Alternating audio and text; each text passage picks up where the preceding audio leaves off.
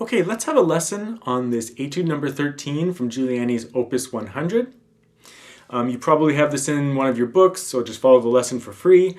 But if you're interested, this comes from my grade 6 repertoire lessons book. And in my book series, before each performance edition, there's a few pages of lesson material to teach you the techniques of the piece, but also knowledge about the fingerboard and the guitar and performance practice. So there's a link for the book in the description of the video, and also in the description are times for the video if you want to jump ahead to the walkthrough, for example. What we're going to do today is we're going to be looking at a number of sections of the piece and turning them into technique exercises. So taking the difficult aspects of the work, turning them into technique exercises so that your hands can learn the techniques before you start playing the piece. That way when you go to play the piece, everything feels a little bit easier because you've done it before and you've already worked on it. This is a great way to practice all of your pieces and to vary your technique warm-up. So what we're going to do is go through a couple of those techniques and then I'll do a walkthrough of the piece. So the first thing we'll practice is the first bar, so bar 1. So we might just want to turn that into an open string exercise for the right hand. Because there's a slur, you don't pluck the last note, so therefore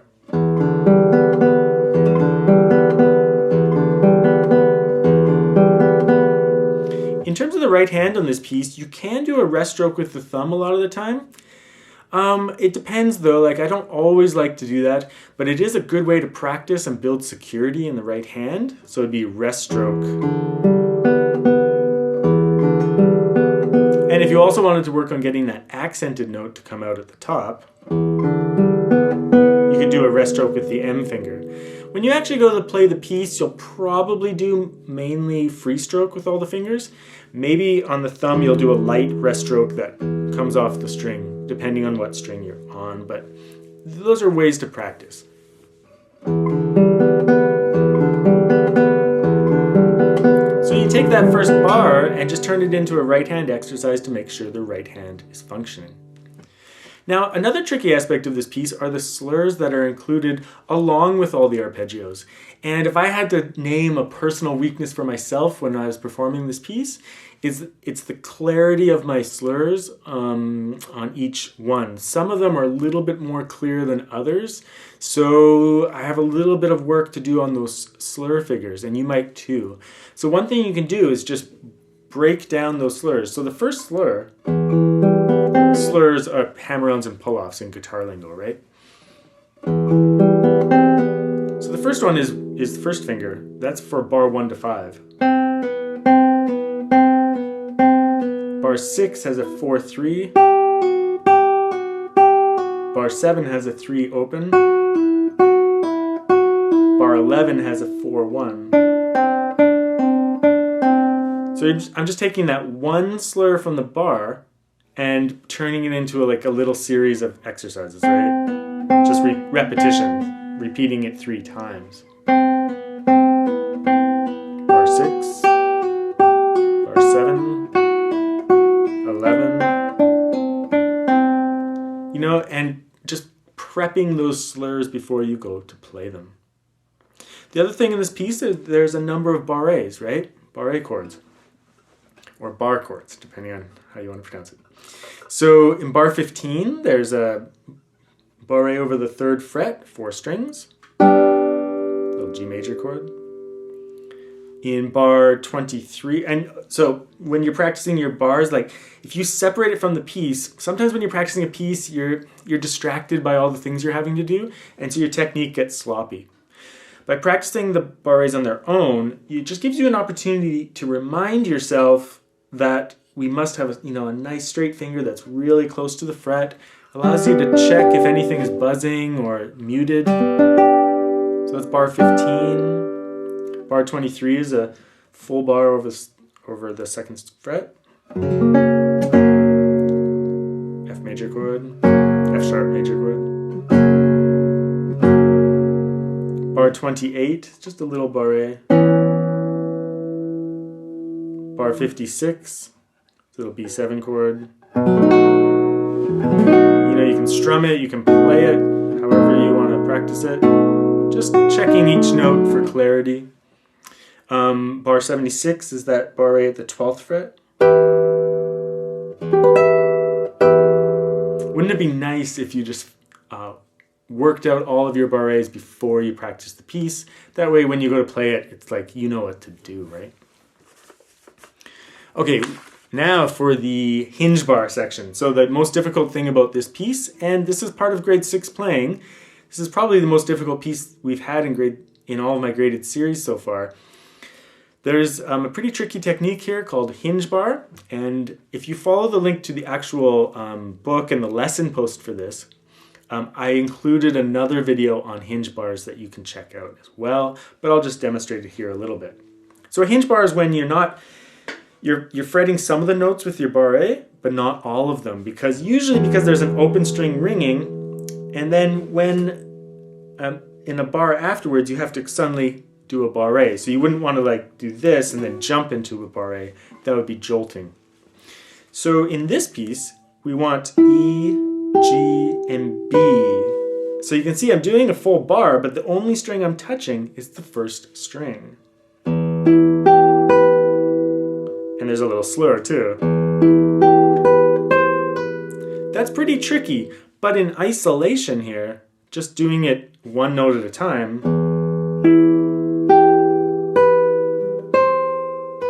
it's not so hard, right? So it gives you a chance to prep it.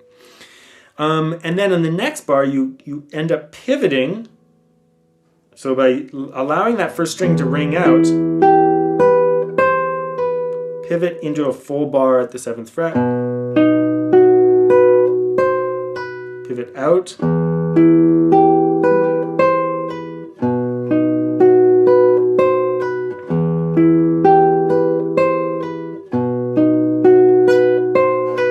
so kind of a challenging little technique, but once you're used to it, it's not so difficult. It's just like something new that you'll have to try out. But just go, like I said, when you first do it, and you first discover that bar 65 and 66, if you're working in my book, I've written out those 2 bars as an exercise, so you can just prep it, right? But just one note, Hinge-Barre, slur, pivot into the full bar. It's a little bit cramped getting that 3rd finger to slur there, but again, just nice and slow and relaxed until you feel like you've got a handle on it. Now, I do want to go over an alternate fingering for bar 65 to 68. If you really hate that Hinge-Barre, well, first thing, I recommend that you definitely try out the Hinge-Barre. It's a technique that you need to learn eventually, and you're going to have to learn it at some point, so you might as well use this opportunity to learn it. But there is an alternative fingering for that bar. Using your fourth finger, third, second, slur with the fourth, your barre is free to grab there.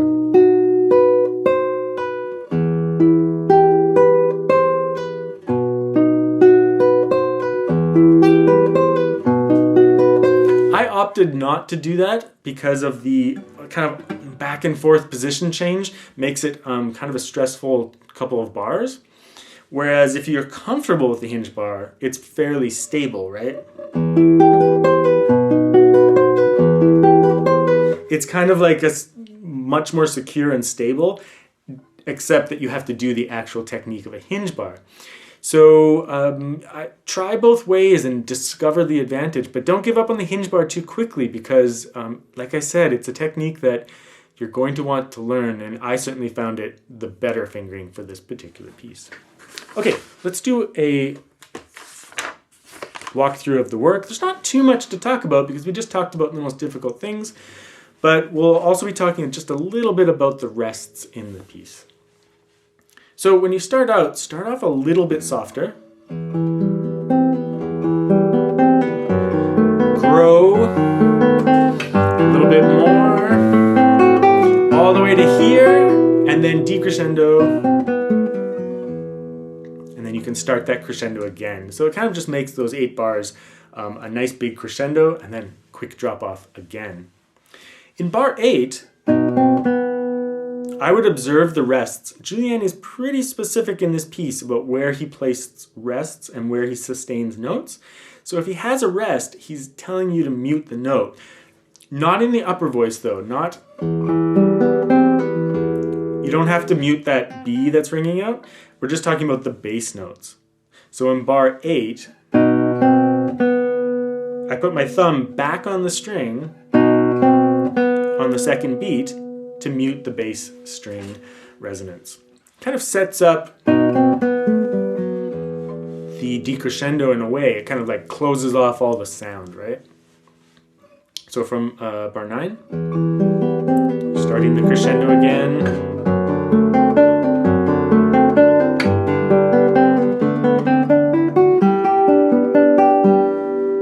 That bar there, you have to reach out your third finger, make sure you get this note, and then quickly bar A. Otherwise, you might miss that first note of the bar A. Alternatively, if you wanted, you could bar here and slide the bar up. Because you get that first G on its own, I decided to just skip that and just reach out and bar A nice and quickly. Do a little bit of a mute on that rest, and then starting from bar 17.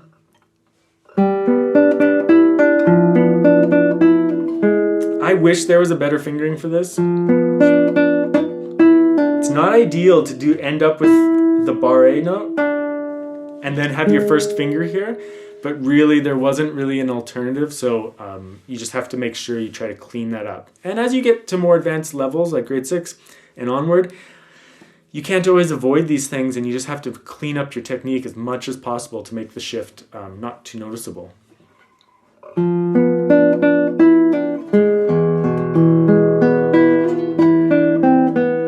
I've written in that fingering there in the right hand. A, P, I, M, A, M, A.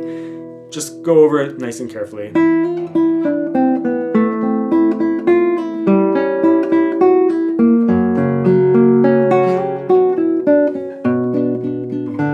Here, just make sure your fingers don't get too tense, like nice and soft on the fingers, and let the bass come out.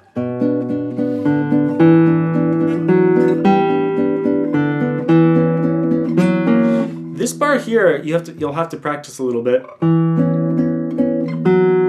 Seems easy enough, but keep your third finger on the third string. Slide it down 1 fret.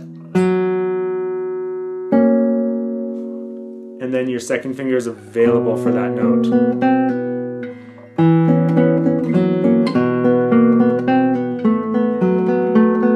I I mainly just use P and I through this section, but you could use M as well, it doesn't matter.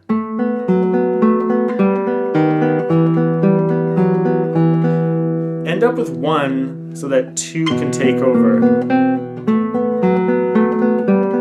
Stay with 1, that way 2 can take over. Bar 37, mute the rests with your thumb.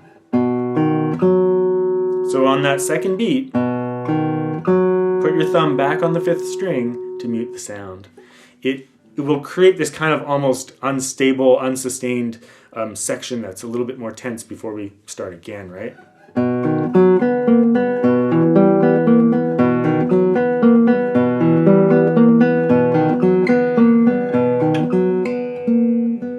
I do a little bit of a rit there to set up the start. This is much of the same material.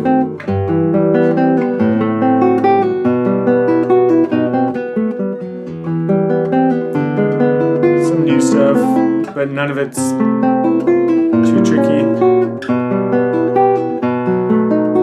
Be careful of that barre there. It comes on pretty quick in a way.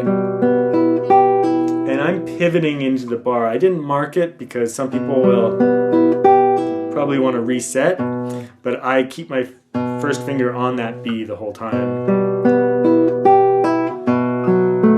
It's kind of a little bit tricky though.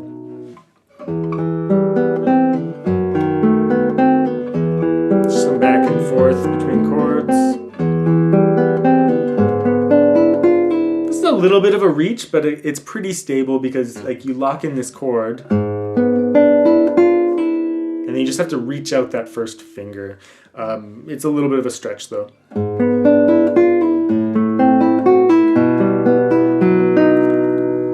During this open E string, get this E, then this, and then your Hinge-Barre.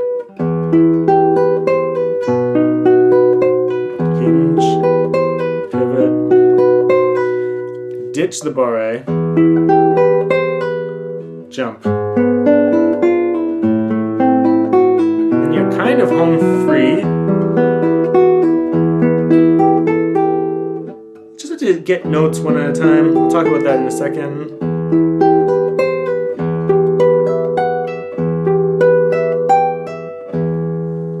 Mute.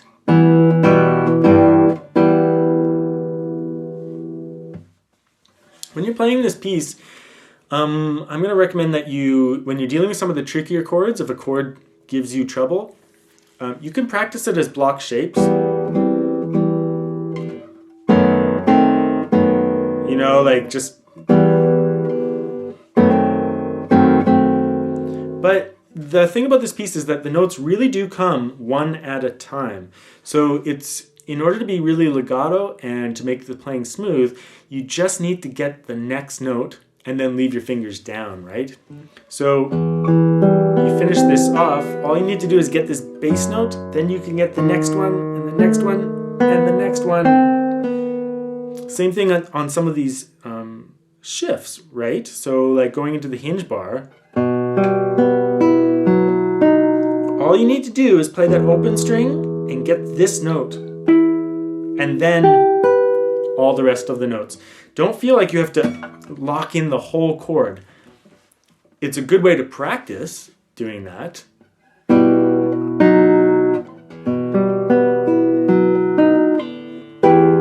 You know, you can practice the shape to teach your hand the overall shape of the chord. That's healthy.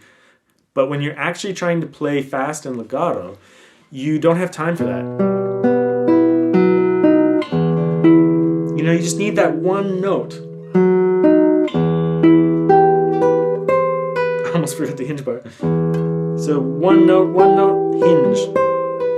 Same thing later on.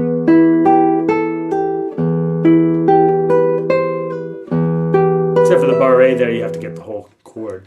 But one note at a time for a legato effect. So, yeah, this piece has quite a few technical challenges, especially for the grade 6 level. I would put it, it's a little bit harder than it at first seems. So a couple of things to overcome. But again, if you practice them in isolation, carefully making sure that each technique is comfortable, then you might find that you just have to start slow, but you'll be able to accomplish the piece as long as you've prepped the piece beforehand. If you're trying to just play the piece over and over and over and hope the techniques get better, it's not going to get as enjoyable. Accomplish the techniques, then start playing the piece all the way through.